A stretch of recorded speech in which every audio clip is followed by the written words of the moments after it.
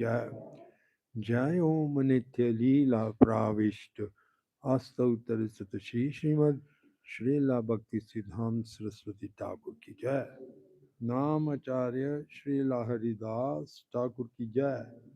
प्रेम से कहो श्री कृष्ण चैतन्य प्रभु नित्यानंद श्री अद्वैता गदाधार शिवासदि गौर भक्त वृंद की जय। श्री श्री राधा कृष्ण गोपे गोपीनाथ श्याम कुंद राधा कुंद गिरि गोवर्धन की जय। गंगा माई की जय, जमुना माई की जय, श्रीमती तुलसी महारानी की जय, वृंदे देवी की जय, ग्रंथराज श्रीमद् भागवतम की जय।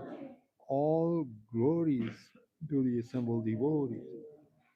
All glories to the assembled devotees. All glories to the assembled devotees. All glories to Shishi Guru and Shri Gauranga. All glories to Srila Prabhupada. Srila Prabhupada ki jai. Om Namo Bhagavate Vasudevaya.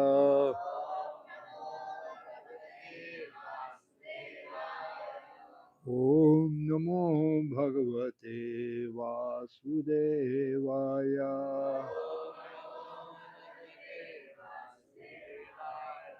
Om Namo Bhagavate Vasudevaya. Narayanam Namaskritya Naranschaiva Narottamam Devim Saraswatim Vyasam Tato Jayam Udhiraye Nastapraeshu Abhadreshu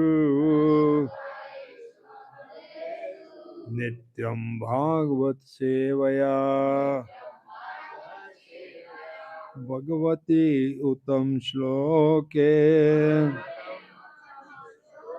Bhakti Rabhavti Naistaki Krishnaya Vasudevaya Devaki Nandanaya Cha Nanda Gopa Kumaraya Govindaya Namo Namaha। आज का पाठ श्रीमद् भागवतम के तीसरे स्कंद 14वां श्लोक और श्लोक number 44, 45, 44 और 45वां श्लोक। और इन्हीं दिनों में गीता जयंती के उपलक्ष्य में श्रील प्रभुपाद जी 1970 में इंदौर पधारे थे और गीता भवन में उनके लेक्चर्स हुए थे, कई और प्रोग्राम्स हुए थे। वो प्रभुपाद जी के साथ उनके जो सेक्रेटरी और असिस्टेंट्स जो थे बहुत सुंदर रिकॉर्ड किए हैं in the form of books. तो भागवतम के पाठ के बाद हम ये थोड़ा सा पढ़ेंगे कैसे प्रभुपाद जी यहाँ में आए इंदौर में और उनके उपदेश। श्रील प्रभुपाद की जय।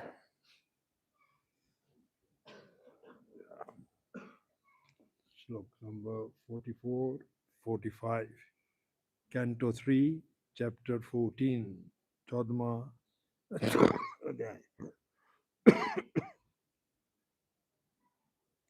कश्यप उवाच कृताशोकानुपातेन कृताशोका अनुतापेन सद्या प्रत्यामर्शना सद्या प्रत्यामर्शना भगवते उरुमानच्च भगवते उरुमानाच्च भवे मय्या अपि चादरात्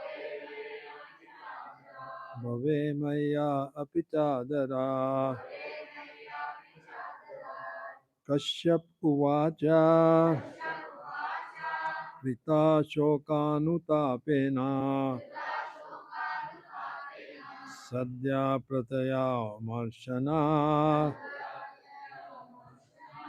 भगवती उरुमानाच्च भवे मयि अपि चादरात्। समय का थोड़ा कमी है तो खाली पहला श्लोक नंबर 44 है, वही दोहराएंगे जो भी जानना चाहते हैं, जो भी पढ़ना चाहते हैं।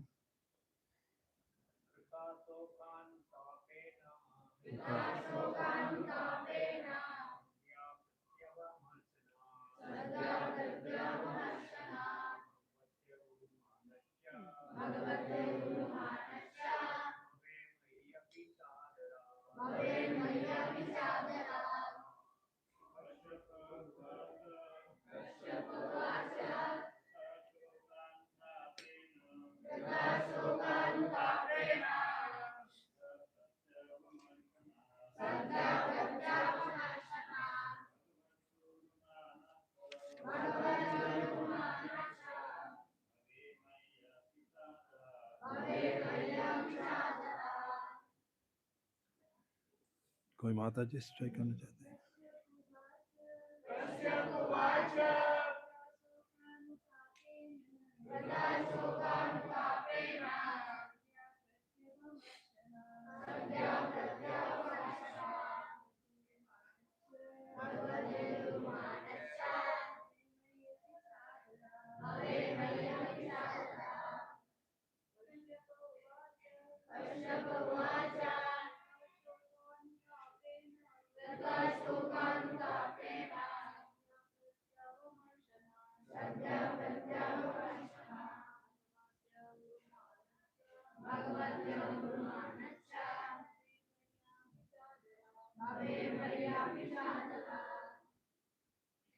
Gurukul boys all together.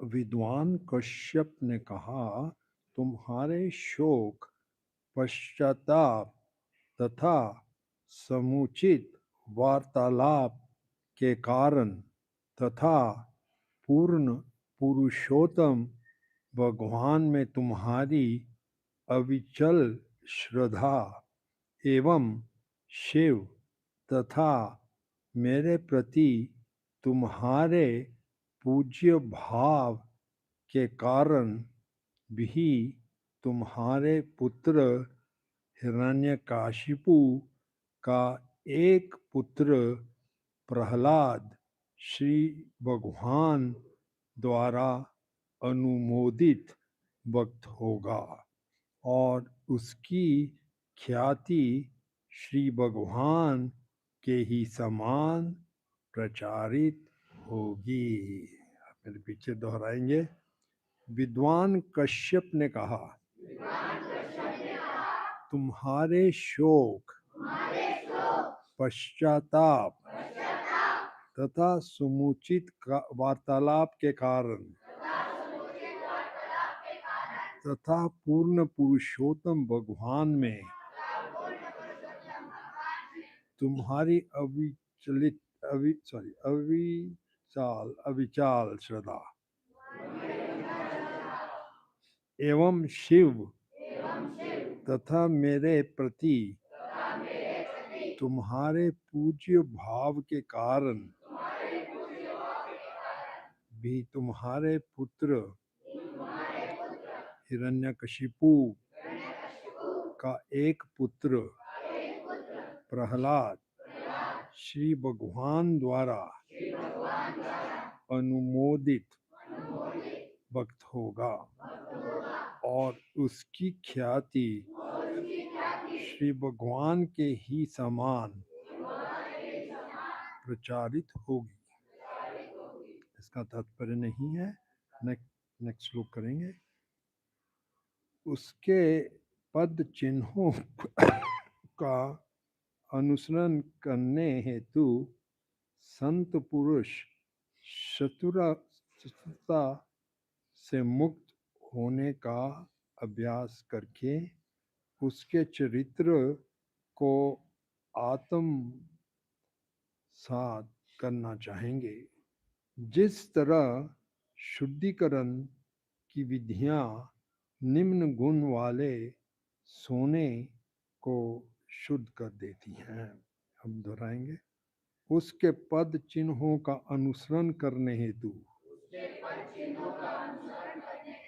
संत पुरुष शत्रुता से मुक्त होने का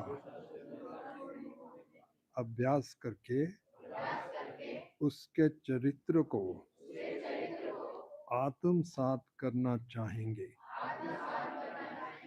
जिस तरह शुद्धिकरण की विधियां निम्न गुण वाले सोने को शुद्ध कर देती हैं। तात्पर्य प्रभुपाद के द्वारा योग अभ्यास जो कि अपने जीवन को शुद्ध करने की विधि है, वह मुख्यतः आत्म संयम पर निर्भर है। आत्म संयम के बिना शत्रुता से मुक्ति का अभ्यास नहीं किया जा सकता। बद्ध अवस्था में हर जीव अन्य जीव से ईर्ष्या करता है, किंतु मुक्त अवस्था में शत्रुता का अभाव होता है।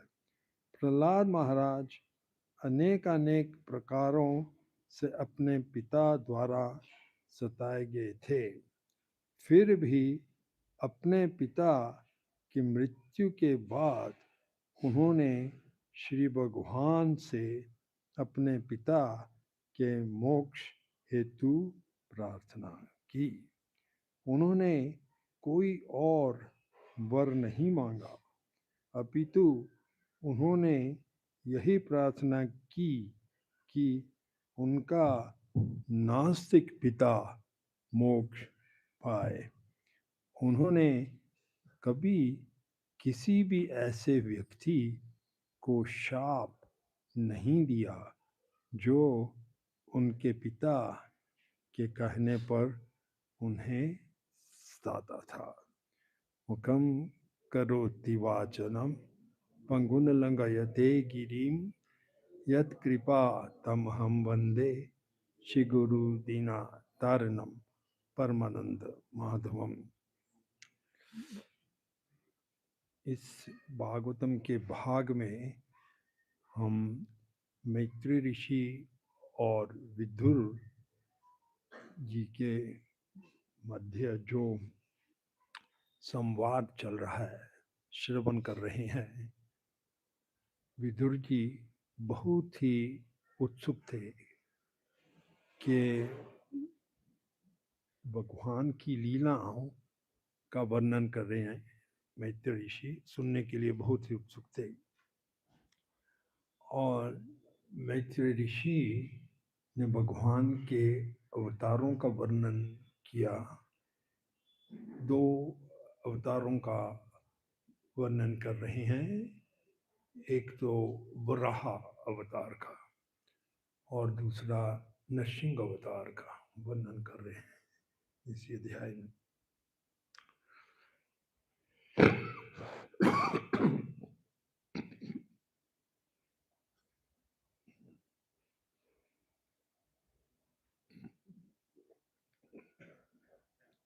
मैत्रेय ऋषि बताते हैं कि ये जो 2 अवतार वराह और नरसिंह हुए, इनके आने का क्या लक्ष्य था, क्या कारण था। और ये कथा में बताते हैं कि एक बार दीति दीति दक्ष की ही पुत्री थी, प्रजापति दक्ष।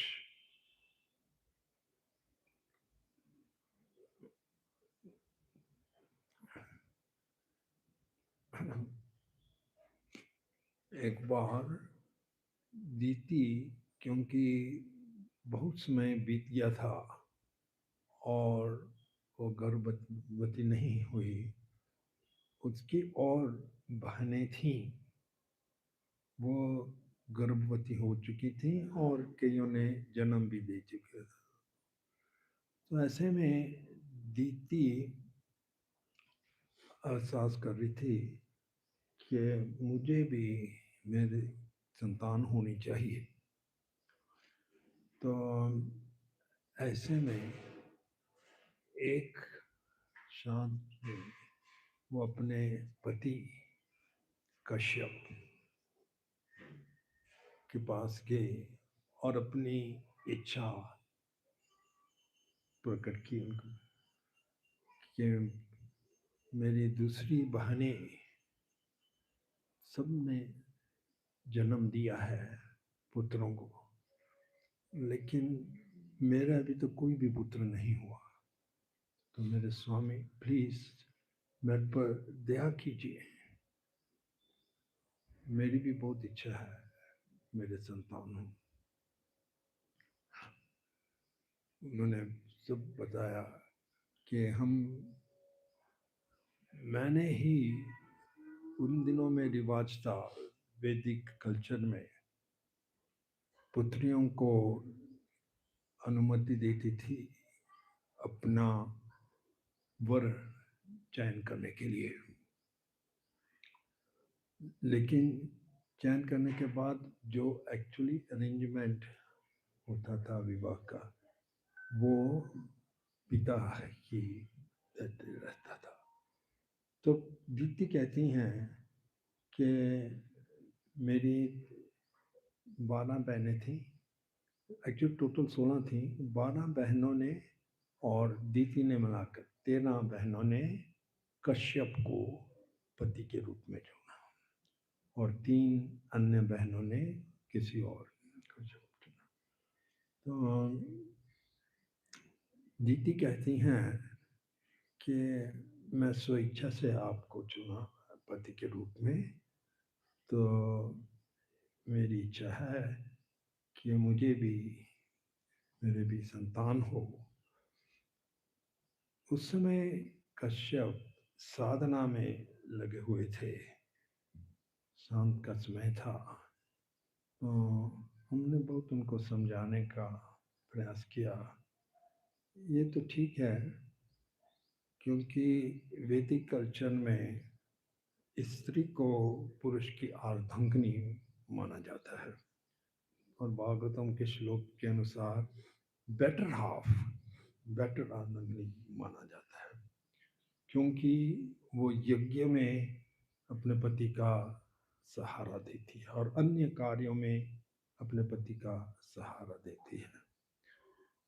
तो कश्यप सब स्त्रियों के गुण अप्रिशिएट कर रहे थे, सराहना कर रहे थे, पर साथ साथ कश्यप मुनि ये भी चेतावनी दे रहे थे कि अभी गर्भधान का समय ठीक नहीं है, क्योंकि ये संध्या के समय में महादेव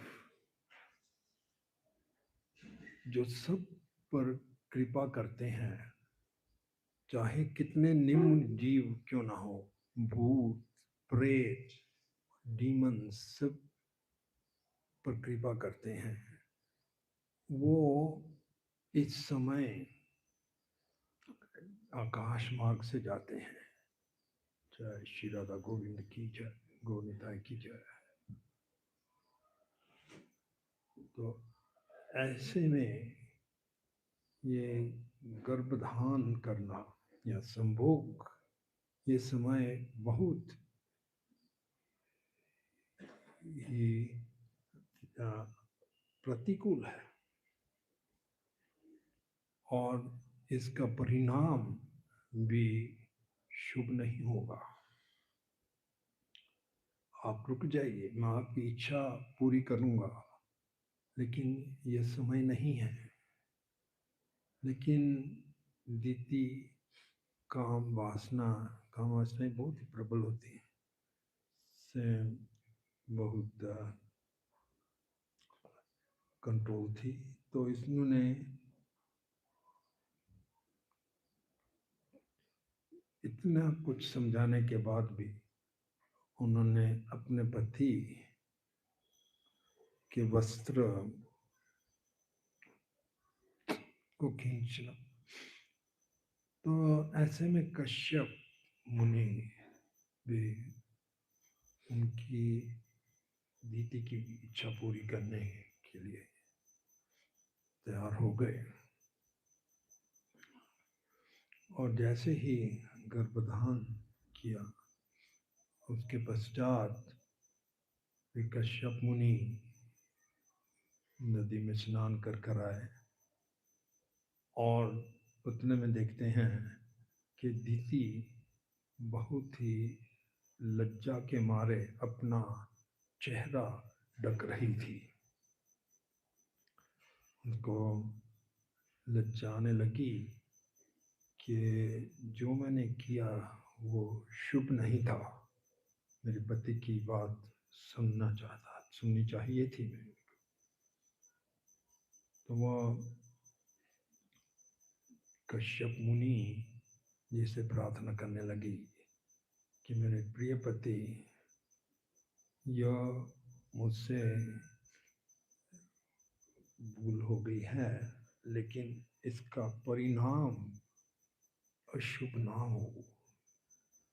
उन्होंने ये भी बताया अपने पति कश्यप को कि दीति की सबसे छोटी बहन जो थी महादेव की पत्नी थी। किसको याद है कौन थी महादेव की पत्नी? सती। वेरी गुड, सती। तो इसके नाते, क्योंकि सती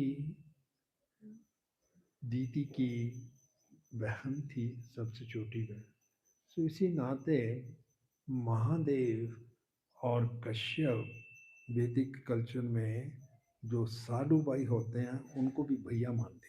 जो साधु होते हैं, दो बहनें हों, उनके जो हस्बैंड्स हैं उनको साधु और ब्रदर्स मानते हैं, भैया मानते हैं। तो दीति ने कहा कि ये भूल तो हो गई है, लेकिन शिव जी तो आपके भाई ही हैं, तो शायद वो इतना ये सीरियसली नहीं लें। लेकिन उन्होंने बताया, कश्यप मुनि बताते हैं कि शिव जी तो हर एक जीव को एक समान देते हैं, और खाली यही नाता होने के कारण कि उनकी पत्नी सती की आप बहन है, वो आपको ये इतना काफ़ी गंभीर है मामला, उसके लिए ही आपको क्षमा नहीं कर देंगे, क्योंकि आप दोनों बहनें हैं। ये समय बहुत अनुचित था। तो शिव जी की 3 आंखें हैं, एक तो सूर्य, एक दूसरा चंद्र, और तीसरी आग अग्नि है।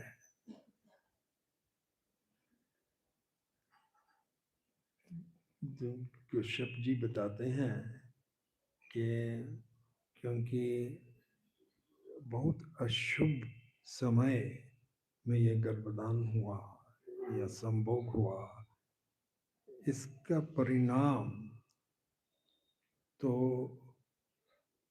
अशुभ होगा, और तुम्हारे गर्भ से 2 पुत्र जन्म लेंगे, जो असुर होंगे और तीनों लोगों को सताएंगे वो।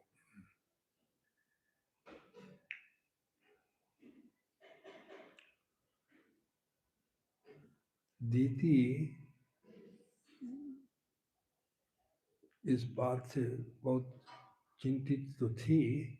आगे चलकर कश्यप मुनि कहते हैं ये दोनों पुत्र जो जन्म लेंगे आपके गर्भ से, ये तीनों लोगों को सताएंगे। आगे चलकर उन्होंने ऐसा ही किया। हिरण्याक्ष, हिरण्यकशिपु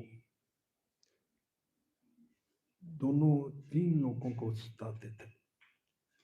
पहले हिरण्याक्ष ने बहुत उत्पात किया और वराह ने आकर उनका वध कर दिया। और जब हिरण्यकशिपु ने देखा कि मेरे भाई हिरण्याक्ष का वध हो गया, उसने आरोप लगाया कि ये विष्णु हर बार पक्षपात करता है, हमारे असुरों का हमेशा वध करता है, शत्रु है ये तो। फिर हिरण्यकशिपु ने बहुत कठिन तपस्या की, बहुत से वरदान मांगे ब्रह्मा जी से। सो ये कश्यप मुनि जी ने बता दिया था कि ये आपके दोनों पुत्र राक्षसी होंगे। पर एक बात बहुत महत्वपूर्ण है और एक वरदान समझ लिए कि ये दोनों पुत्र भगवान विष्णु के द्वारा मारे जाएंगे। देवदूती ये सुनकर बहुत प्रसन्न हो गई, क्योंकि जिस व्यक्ति का वध स्वयं भगवान करें वो भगवान के धाम लौट जाएगा। तो इस बात से दीति जो बहुत चिंतित हो गई थी कि मेरे कार्य के कारण ही दो असुर जन्म लेंगे, पर ये सुनते हुए उनको शांति मिलने लगी। और आगे चलकर कश्यप ने ये भी बताया कि आपका जो पौधा होगा, जो हिरण्यकशिपु का पुत्र होगा, वो महान भगत होगा। द्वादश महाजान हैं, उनमें प्रहलाद का भी नाम आता है। और आज प्रभुपाद तात्पर्य में बताते हैं कि पूरा संसार उसको भगवान के साथ जोड़ेगा उसका, इसलिए प्रहलाद लक्ष्मी, प्रहलाद लक्ष्मी, प्रहलाद नरसिंहा कहकर, और बहुत ही दयालु हैं। और आज के तात्पर्य में कहते हैं कि प्रहलाद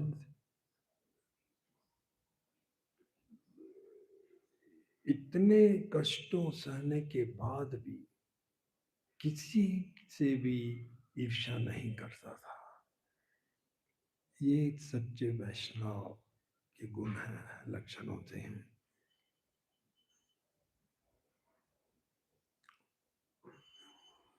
जब भी प्रहलाद के ही कारण नरसिंहदेव प्रकट हुए, हिरण्यकशिपु ने बहुत प्रयास किया उनको एक पहाड़ के ऊपर से फेंकने का, सर्पों के, जहरीली सर्पों के बीच में फेंक दिया, हाथी के नीचे, लेकिन हाथी ने अपना ऊपर उठा कर रख लिया।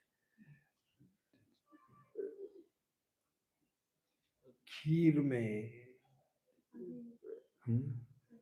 हाँ, अग्नि, कई तरह के उपाय किए, लेकिन हर बार वो बच जाता था। राखे कृष्णा मारे के, मारे कृष्णा राखे के।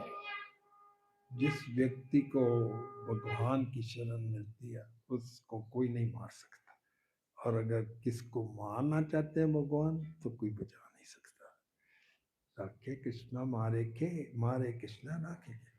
कितने भी उपाय ढूंढे, लास्ट में ये क्या है प्रहलाद, तू मरता क्यों नहीं है? तो कौन है तुम्हारी जो रक्षा करता है?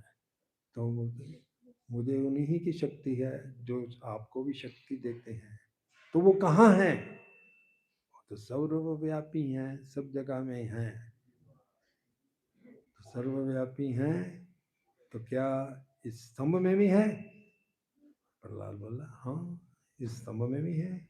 यहाँ भागवत बहुत सुंदर श्लोक बोलते हैं 7वें स्कंद में कि क्योंकि प्रहलाद ने कहा कि इस स्तंभ में भी है। भगवान हमेशा अपने भक्तों की वाणी को सिद्ध करते हैं, सत्य करते हैं। उनकी वाणी, भक्तों की वाणी कभी भी असफल नहीं हो सकती, असत्य नहीं हो सकती। क्योंकि प्रहलाद ने कहा स्तंभ में भी है, वो सिद्ध करने के लिए स्तंभ से नरसिंहदेव प्रकट हो गए। और फिर नरसिंहदेव ने प्रकट होकर ये हिरण्यकाशिपु का वध कर दिया। उसने इतने वरदान मांगे थे, दिन में नहीं मरूंगा, रात में नहीं मरूंगा, कोई बात नहीं, नो प्रॉब्लम, संध्या के समय मर जा। कोई दिन भी नहीं है, रात भी नहीं है ना? बाहर नहीं मरूंगा, अंदर नहीं मरूंगा, नो प्रॉब्लम, गेट में मरेगा वो, अंदर भी नहीं। जो भी वरदान मांगे थे, है ना, उनका कोई भी अस्त्र से नहीं मरूंगा, अगेन नो प्रॉब्लम, नाखून अस्त्र नहीं है। कोई भी सृष्टि के जीव से नहीं मरूंगा, वो भी ठीक है। नरसिंह वो इस सृष्टि का जीव नहीं है। तो जिस तरह से जो भी उन्होंने वरदान मांगे थे, ब्रह्मा जी ने दे दिए थे वरदान, पर ब्रह्मा जी का सम्मान करते हुए, उनके दिए हुए वरदानों का सम्मान करते, उल्लंघन नहीं किया। आकाश में नहीं मरूंगा, धरती पे नहीं मरूंगा, सागर में नहीं मरूंगा, फिर कहाँ मरूंगा? नो प्रॉब्लम, गोद में मरेगा। ठीक है, सब तरह उनका उल्लंघन नहीं किया ब्रह्मा जी के वरदान का, पर मार भी दिया उसको।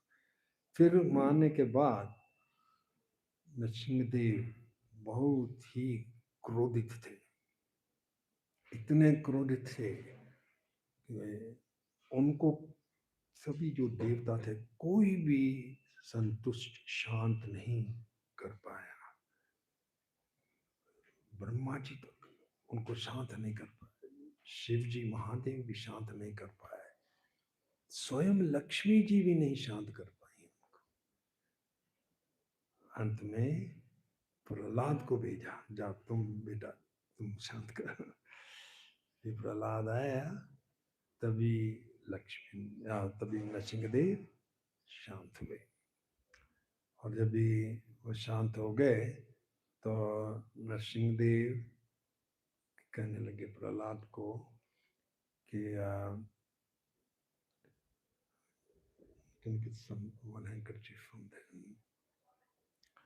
प्रहलाद को कहने लगे, प्रहलाद आपने मेरे लिए इतने कष्ट सहे, मैं बहुत ही प्रसन्न हूँ आपसे, तो आप कोई वरदान मांग दीजिए।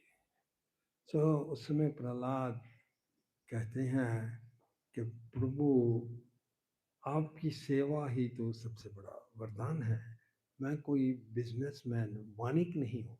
बनिया जाते हैं भगवान के पास और कुछ मांगते हैं, थोड़ी सी सेवा करते हैं और चाहते हैं कि मुझे उसके बदले में कुछ मिल जाए।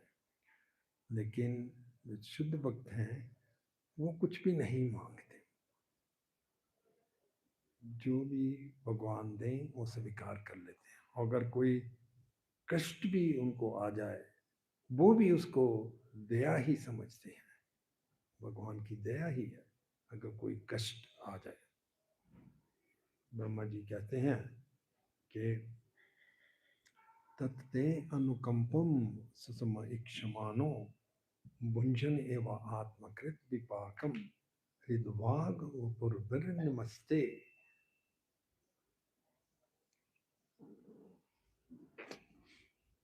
मुक्तिपाद ये बजे सदायाबा सजीवेता मुक्तिपाद सदायाबा।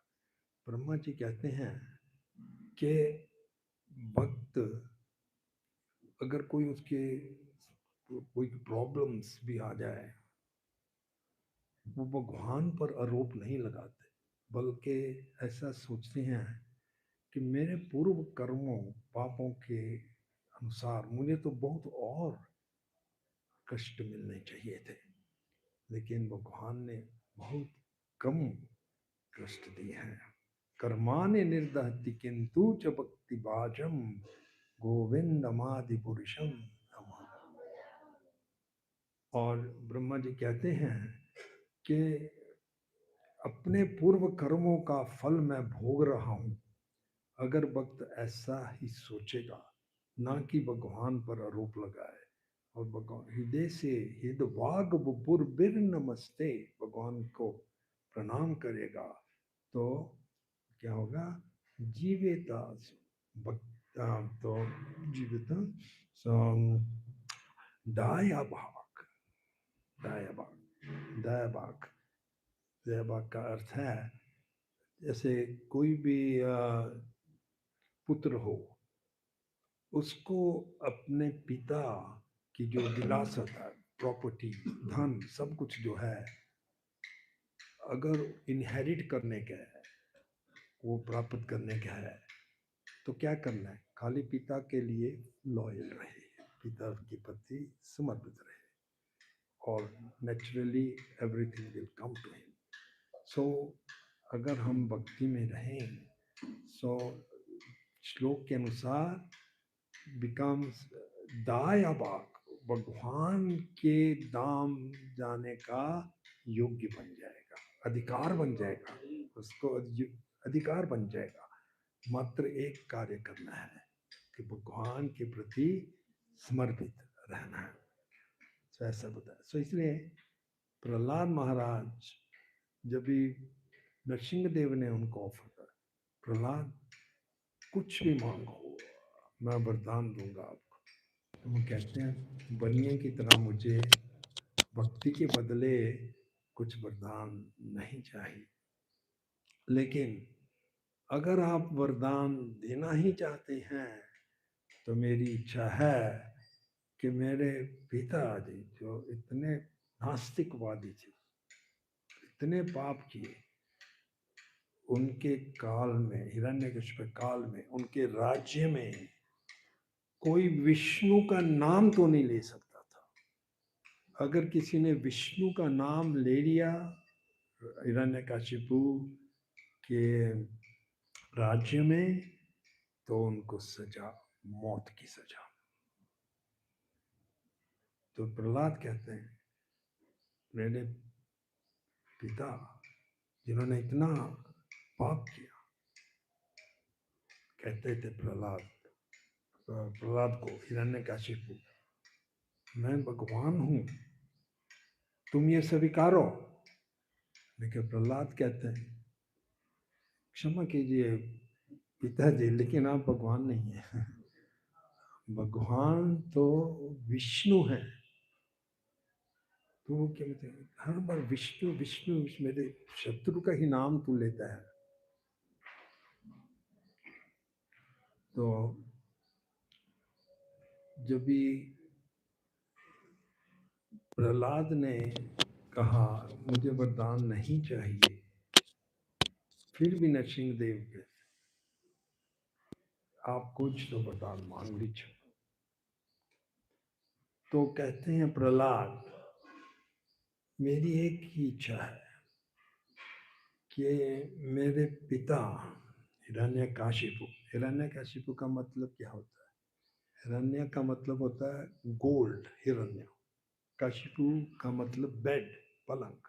इसको गोल्ड और पलंग, पलंग का मतलब स्त्रियों को भोग करना, ये हिरण्यकशिप का अर्थ है। ये हिरण्यकशिप इतना पापी था, आपके प्रति इतने अपराध किए। मेरी एक ही इच्छा है, अगर आप वरदान देना ही चाहते हैं कि आप इनका उद्धार कर दीजिए, मेरे पिता का उद्धार कर दीजिए। तो उस समय नरसिंह देव जी कहते हैं, मेरे प्रिय पुत्र प्रहलाद, जिस परिवार में एक भी वैष्णव जन्म ले या वैष्णव बन जाए, उस परिवार की 21 पीढ़ियां पूर्व की और 21 पीढ़ियां आने वाली, सबका उद्धार हो जाता है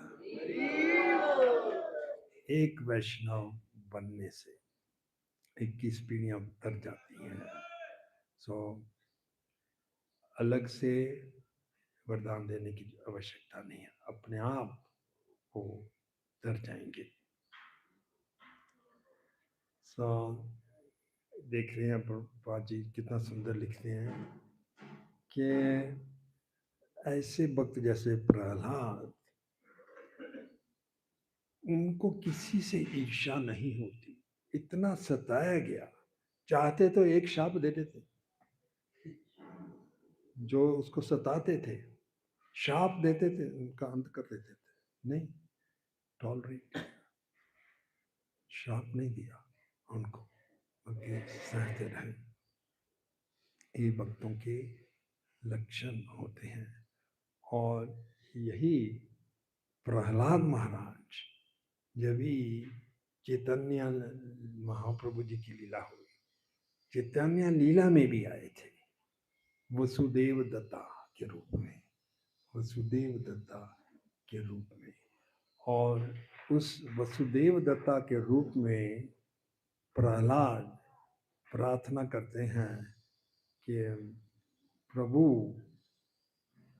मेरी एक इच्छा है, जितने भी जीव हैं ब्रह्मांड में,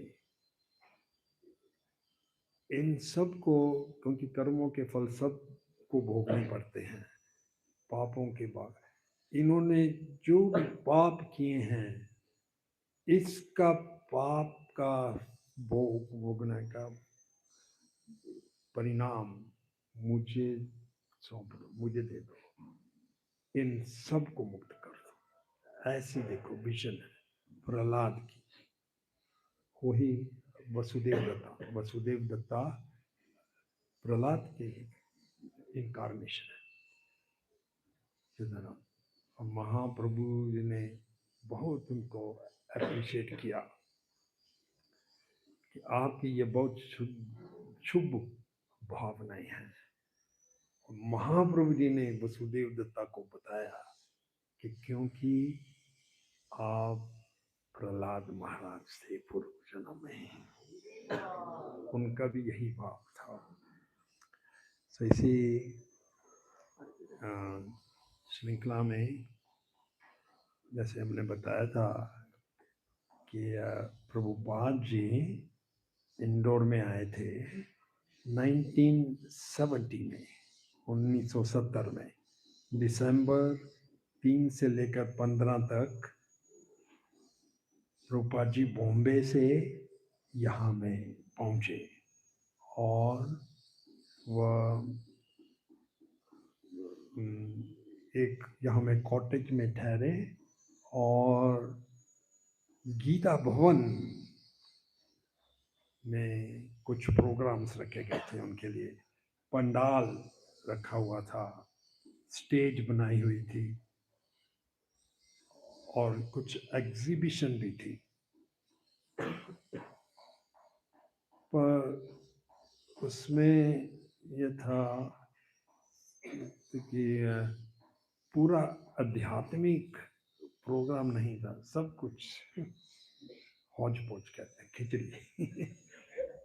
आई कैंप भी लगाया था, भगवद गीता का डिस्कोर्स चल रहा है एक बार एक ऊपर, एक आई कैंप चल रहा है, कुछ और चल रहे हैं, देवताओं की मूर्तियां डिस्प्ले में की गई हैं।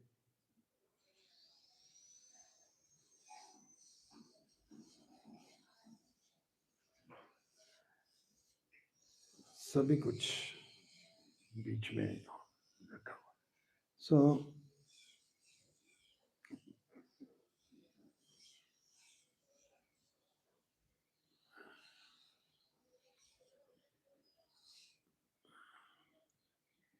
प्रोग्राम शुरू हुआ गीता भवन में पहली रात को।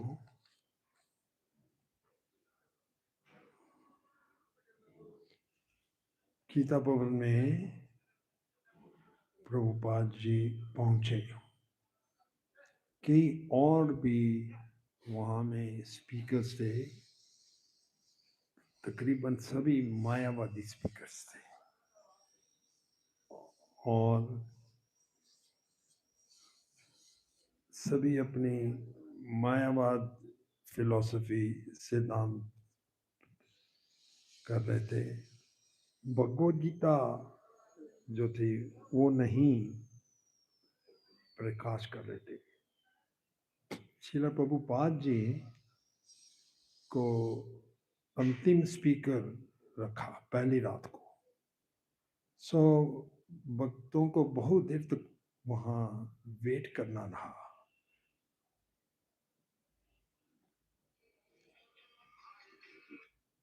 प्रभुपाद जी बताते हैं कि गीता भक्तों के लिए है और इसको गलतना से मिसइंटरप्रेट नहीं करना चाहिए। एज इट इज यथारूप देनी चाहिए। और प्रवचन के एंड में प्रभुपाद जी ने सबको बोला कि आप कीर्तन करो, और सब जो क्राउड थे और सब डिवोटीज जो गए थे, फॉरेन डिवोटीज, कीर्तन करने लगे। और ऐसा कीर्तन देखने के बाद जो गीता भवन के ऑर्गेनाइजर्स थे वो नेक्स्ट डे आए प्रभुपाद जी को, आज भी आप करके गीता करने। तो इतना पोटेंसी, इतनी शक्ति थी। लेकिन प्रभुपाद जी ने कहा कि आप हमको बुलाते हैं, घंटे घंटे तक वो हम बैठाते रहते हैं, हम ऐसे नहीं आएंगे, हमारा प्रोग्राम पहला होना चाहिए और हम गीता पर प्रवचन करेंगे। ये जो है मायावादी लोग जो हैं, ये गीता पर विश्वास नहीं है और भगवान का जो तत्व है कृष्ण का वो नहीं बताते। कृष्ण स्पष्ट कहते हैं, मता परतनम नान्यत मेरे ना किंचित धनंजय। धनंजय मई सर्वमिदम प्रोतम सूत्र मणि गणाय, कि मेरे अलग और कोई तत्व नहीं है। लेकिन ये मायावादी ये नहीं मानते, बल्कि बोलते हैं शिवो हम शिव हैं हम शिव हैं। ये अलग अलग फिलॉसफी। दरिद्र नारायण ये क्या फिलॉसफी है, दरिद्र नारायण। नारायण रूल रहा है स्ट्रीट्स में।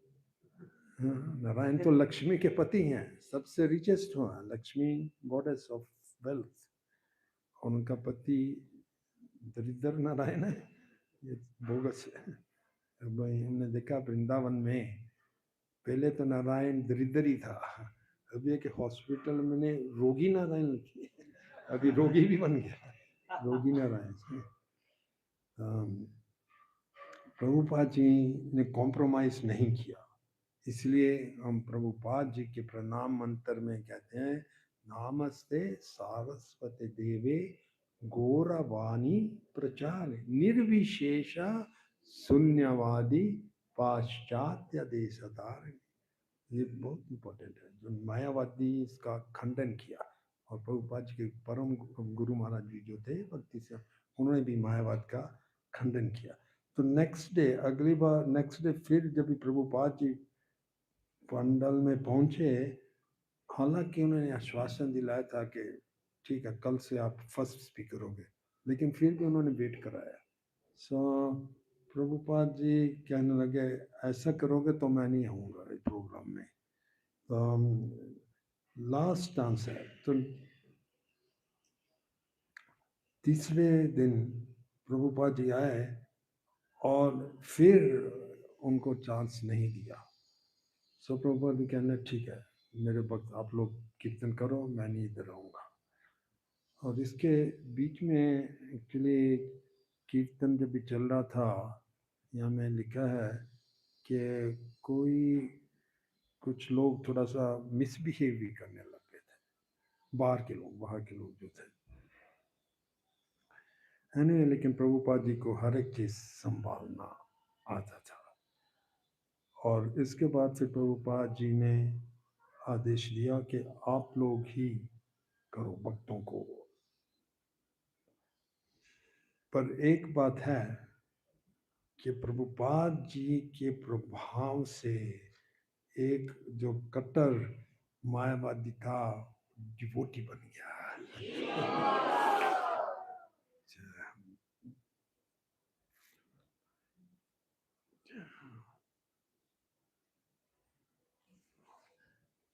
तो इसमें और डिटेल में पढ़ना है तो हम बाद में और पढ़ सकते हैं।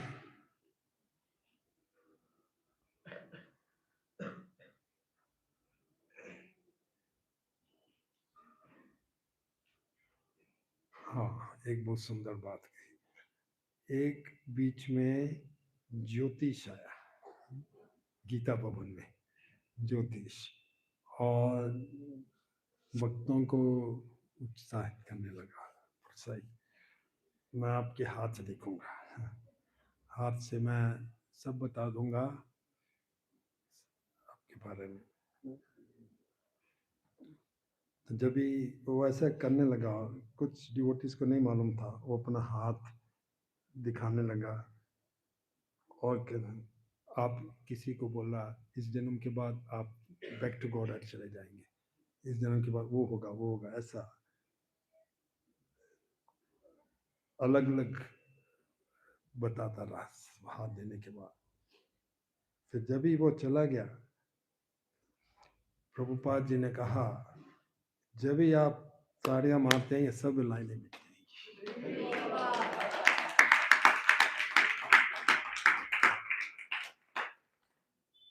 ये प्रभुपाद जी कहते हैं, as soon as you clap your hands 3 times in front of the deities during Aarti, all the lines are wiped off.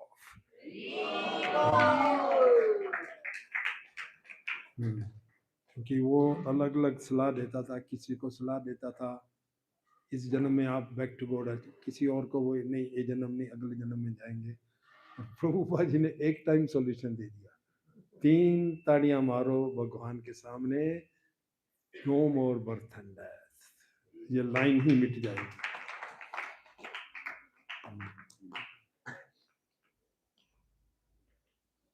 फिर एक बार प्रभुपाद जी को किसी के घर बुलाया गया और जब भी लंच हो गया और एक वैरागी बाबा नाम के कोई थे, वो चाय पी रहे थे। सो प्रभुपाद जी उसको पूछ, आप चाय क्यों पी रहे हैं? तो वो कहने लगा क्योंकि मैं अवधूत हूँ। क्योंकि मैं अवधूत हूँ, वैरागी बाबा बोला। सो प्रभुपाद जी को बोला गया क्या हुआ था, अवधूत का मतलब क्या होता है? तो प्रभुपाद जी कहते हैं अवधूत का मतलब जो नियमों के से परे हो, वो जनरली नित्यानंद प्रभु के लिए होता है। और फिर उन्होंने कहा ये चाय पीना ठीक नहीं है, अपने आप को अवधूत माना, अवधूत नित्यानंद प्रभु जी है। फिर ये बहुत सुंदर है, यहाँ में सबसे पहले लाइफ मेंबर्स बनने शुरू हुए और एक दिन में ही जी प्रभुपाद जी का आदेश था, उन्होंने इसको जाओ घर घर जाकर शॉप शॉप में जाकर आप लाइफ मेंबरशिप करो। उसमें मेंबरशिप थी ओनली 1111। तो भक्तगण प्रभुपाद जी की आज्ञा पाकर शॉप टू शॉप जाने लगे और कपड़े वाली दुकान में एक कपड़े वाली दुकान थी, उसमें काफ़ी चर्चा हुई, काफ़ी बातें हुई। तो लेकिन भक्तों को ये कन्विक्शन नहीं था, हम प्रचार तो कर रहे हैं पर एंड रिजल्ट है कि हमको चेक करना चाहिए। पूरा लाइफ मेंबरशिप का बता दिया कि ये चेक देगा कि नहीं। और प्रभुपाद जी की कृपा से उस व्यक्ति ने इमीडिएटली कितना अमाउंट है 1111 भर दिया चेक का। और वही नहीं, दो और मित्रों को भी लाइफ मेंबर बना दिया। सो एक दिन में 3 लाइफ मेंबर बन गए। सो लाइफ मेंबरशिप का प्रोग्राम एक तरह से यहीं इंडोर से स्टार्ट हुआ।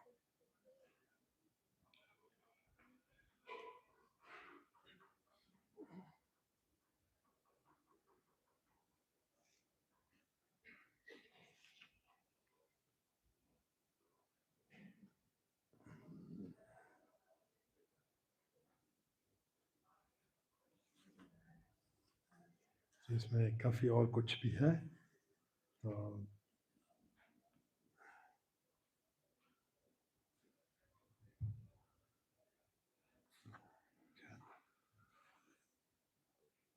मुख्य पॉइंट प्रभुपाद जी का था, आप इस स्थान को गीता भवन तो बोल रहे हैं, लेकिन यहाँ गीता का प्रचार नहीं हो रहा, यहाँ तो पूरा हौच पौच हो रहा है।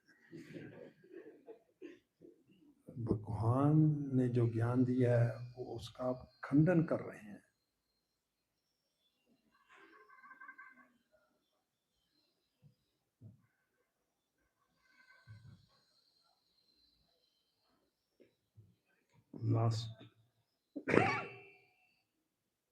लास्ट दिन में प्रभुपाद जी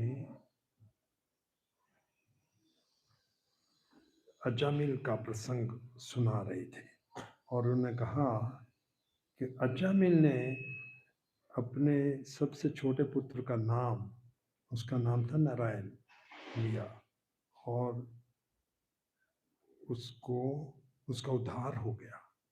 ये नाम संकीर्तन का रहस्य है। नारायण का नाम लेने से आपको तुरंत भगवान का संग मिल जाता है। ये आध्यात्मिक है, भौतिक नहीं है। नारायण ने खाली इतना ही कहा था, नारायण सॉरी अजामिल ने यही कहा था, नारायण मेरे पास आओ, यमदूत आ रहे हैं।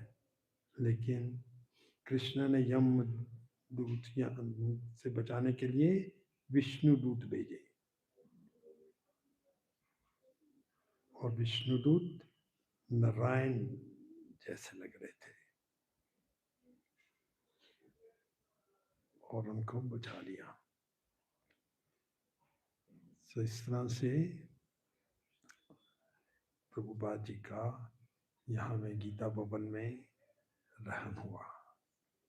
श्री प्रभुपाद की जय। हरे कृष्ण। ग्रंथराज श्रीमद् भागवतम की जय। हरे कृष्ण। हरे कृष्ण। किसी का कोई प्रश्न?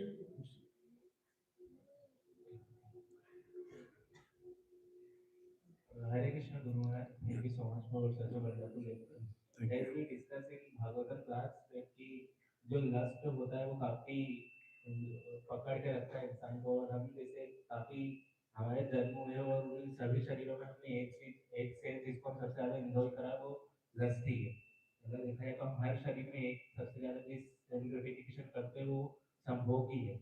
और जैसे हमारी भक्ति में है, और इसमें भी कई बार ऐसा होता है कि हमारा लस्ट जो हमारी भक्ति में आड़े आता है, हम कई बार सेंसेस के पीछे दब जाते हैं, हमें भी क्या करना है किसी सिचुएशन में। तो हमने सबसे ज्यादा इसी सेंस ग्रेटिफिकेशन को भोगा है हर शरीर में।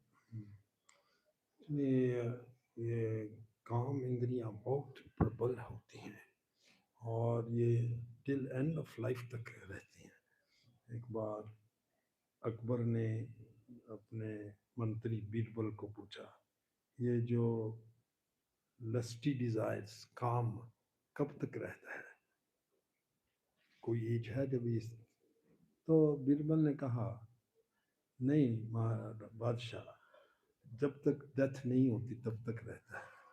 अकबर को विश्वास नहीं था, तो उनको विश्वास दिलाने के लिए बीरबल एक दिन अकबर को एक बहुत यंग लड़की थी, यंग लड़की, एक बहुत वृद्ध, बहुत ओल्ड आदमी था और डेथ बेड पर था। तो अकबर को साथ लेकर गया बीरबल, और अकबर की एक यंग लड़की थी, उसको भी साथ लेकर गया। तो बीरबल ने पहले ही बता दिया था कि ये मरीज है, इसकी भी डेथ होने वाली है कुछ घंटों में, बहुत बीमार है। तो वो अपनी यंग लड़की को लेकर गया अकबर, बीरबल भी साथ था। तो ऐसी सिचुएशन भयंकर सी थी, मरने वाला ही था वो व्यक्ति, बूढ़ा। लेकिन अकबर की बेटी को देखकर सीधा उसका ध्यान उस पर गया। ये Birbal.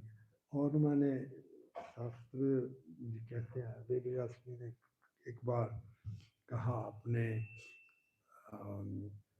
one of the chief disciples Jaimini को, देखो हमको कभी भी अकेले, पुत्री चाहे क्यों ना हो या माता क्यों ना हो या बहन क्यों ना हो, अकेले नहीं बैठना चाहिए।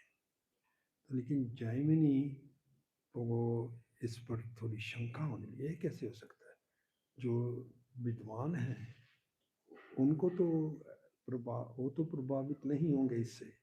तो उसको शिक्षा देने के लिए व्यासदेव जी, उनकी सिद्ध पुरुष हैं, उन्होंने एक बहुत सुंदर स्त्री का रूप धारण कर लिया और देखा कि जयमिनी जो एक ऋषि हैं, विद्वान है, वो आलिंगन करना चाहे। पॉइंट ये है, ये बहुत स्ट्रॉन्ग है जो काम इंद्रिया, पर इसको हम साधना से ही, आज का परपोट यही कहता है योग से, पर योग भी भक्ति योग जो है, क्योंकि कई महान योगी हो चुके जैसे विश्वामित्र, सब कुछ को कंट्रोल कर लिया, कठिन से कठिन तपस्या की उन्होंने। लेकिन जब एक अप्सरा आई मेनका, उसकी पैरों में अंकल बेल्स, पायल पायल पायल पायल से धोनी से मन भटक गया उसका उनका, और फिर उनके संभोग से एक शकुंतला, बहुत प्योर और सुंदर लड़की का जन्म हुआ। सो प्रभुपाद जी बताते हैं, ऑन द अदर हैंड ऐसे भक्त जैसे हरिदास ठाकुर जी डायरेक्टली माया देवी उनकी परीक्षा लेने के लिए आई। माया देवी कल्पना भी नहीं कर सकते कितनी स्ट्रॉन्ग, लेकिन वो अट्रैक्ट नहीं हुई। एनीवे पॉइंट ये है कि साधना को स्ट्रॉन्ग रखनी चाहिए। और वैदिक कल्चर में विवाह का भी प्रोविजन है। धर्म विरुद्ध कामो अस्मि, भगवद गीता में कहते हैं, धर्म के विरुद्ध काम ना। प्रैक्टिकल है कृष्ण कॉन्शियसनेस जो है।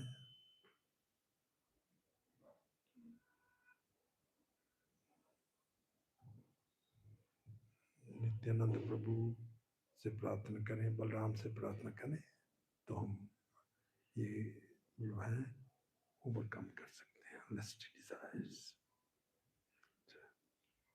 यस सुमो सची शशि मुखी।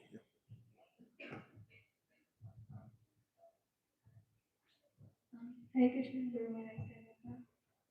Thank you for the very material class, Maharaj. Maharaj, you said a wonderful point. Like Prahlad Maharaj had no envy towards anyone. Even जो लोगों ने कष्ट पहुंचा रहे थे उनके प्रति भी उनके अंदर कोई द्वेष या कोई रिजेंटमेंट नहीं था. So we see that in our lives, even for material people and even sometimes in devotee circles, when even on small conflicts, we hold a lot of resentment and we are not able to see Krishna's hand behind it. So, how do we develop that kind of humility that we understand that it is our karmas only and we are always in that consciousness? It's no doubt due to our karma. Karma ने निर्दती किंतु चपकते. और ये जो ब्रह्मा जी ने श्लोक जो मैंने बताया था कि भक्त के प्रति कुछ भी ऑब्स्टिकल्स आए या अगर कोई मिसबिहेव कर रहा है, ही थिंक्स ये मैंने कुछ इसका पिछले जन्म में बिगाड़ा होगा, वो भी ले रहा है. भक्त ऐसा ही सोचते हैं.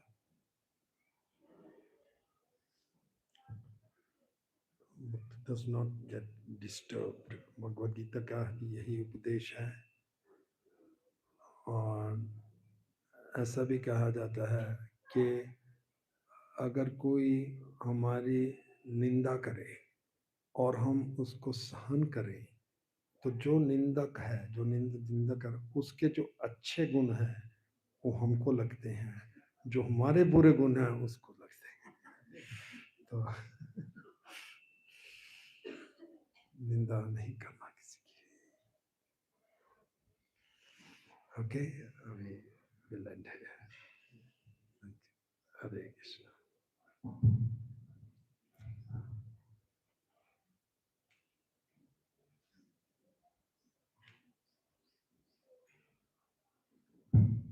हरे कृष्ण.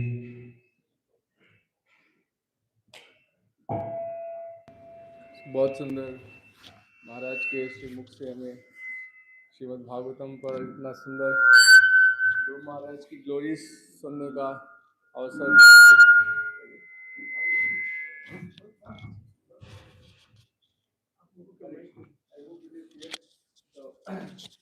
हम सबका परम सौभाग्य है एक्चुअली, जैसे महाराज जी बता रहे थे कि प्रभुपाद जी 1972 में इंदौर आए और सबसे पहले लाइव मेंबरशिप बनना यहीं से इंदौर से ही स्टार्ट हुआ.